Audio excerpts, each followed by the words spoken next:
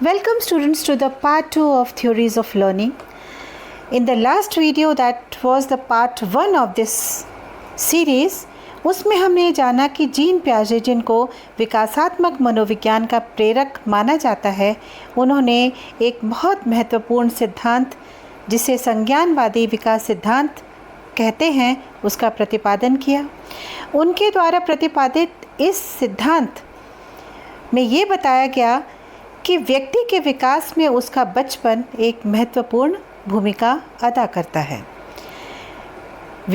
Gene पियाजे के इस सिद्धांत को विकासीय अवस्था सिद्धांत भी कहा जाता है, क्योंकि एक बालक अपनी विकास की प्रक्रिया के तहत विभिन्न अवस्थाओं से होकर के गुजरता है, इसलिए इसको डेवलपमेंटल स्टेज थ्योरी भी कहा जाता है। और जैसे जैसे वो एक एक करके with the lapse of time वो आगे बढ़ता है, तो पियाजे ने बताया कि मानव क्रमशः ज्ञान का अर्जन करता जाता है। और उन्होंने ये बताया कि एक एक करके वो कड़ियों को जोड़ता है और उसका उपयोग करता है। सबसे मुख्य बात जीन पियाजे ने ये बताई कि वातावरण के तत्वों का प्रत्यक्षीकरण एक बालक करता है और उसको पहचानता है और प्रतीकों की सहायता से उसको समझने का प्रयास करता है और अंत में अपने ज्ञान के भंडारण में वृद्धि उसकी होती जाती है। तो इस सिद्धांत में सबसे महत्वपूर्ण जो शब्द है वो है संज्ञान। तो सबसे पहले हम जानते हैं कि संज्ञान क्या है।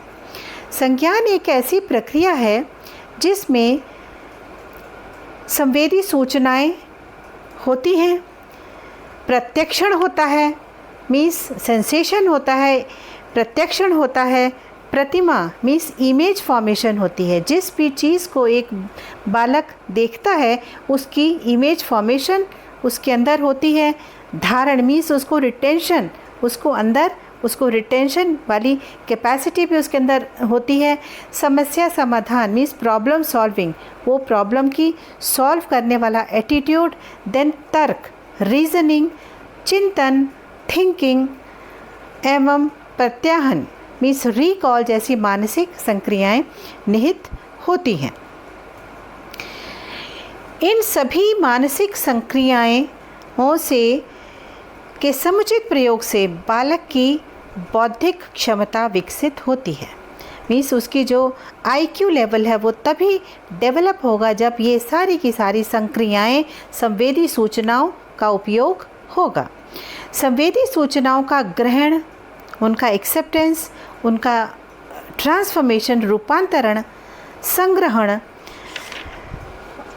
मीन्स उसका रिटेंशन, रिसेप्शन और पुनर्लाभ मीन्स उसकी रिकवरी और उसका प्रॉपर यूज़ ही हम उसको कॉग्निशन कहते हैं। उसके प्रॉपर यूज़ को ही संज्ञान कहा जाता है। और एक मानव का संज्ञानात्मक विकास जीवन पर्यंत चलता रहता है। उन्होंने मानसिक विकास की अवस्था को ही संज्ञानात्मक विकास कहा है। संज्ञानात्मक विकास में बुद्धि, चिंतन और भाषा का परिवर्तन सम्मिलित है, क्योंकि जिस प्रकार से ज्ञान के भंडारण में वृद्धि होती जाती है उसी प्रकार से एक बालक का की जो चिंतन और भाषा का जो परिवर्तन है वो भी with the lapse of time और जैसे जैसे उसके ज्ञान की वृद्धि होगी वैसे ही वो उसमें चेंजेस होते जाएंगे।